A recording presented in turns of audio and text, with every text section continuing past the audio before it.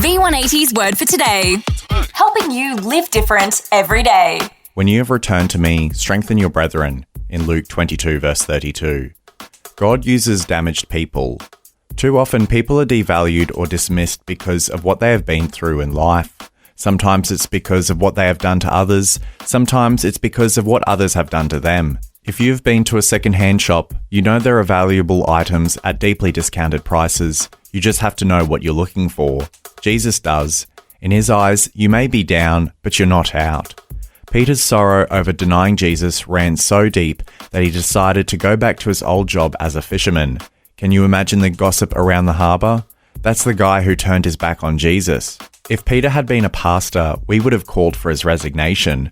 At the very least, he would have nothing to say that we would be interested in listening to.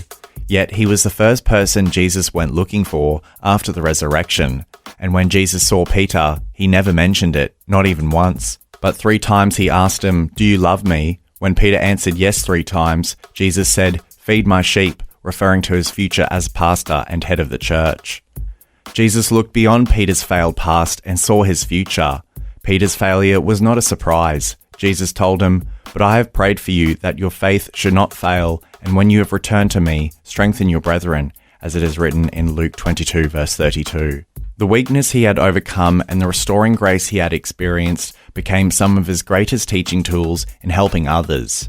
Yes, God will reprove you, but it's to restore you and use you for his purposes. The word for today, as featured in V180 magazine.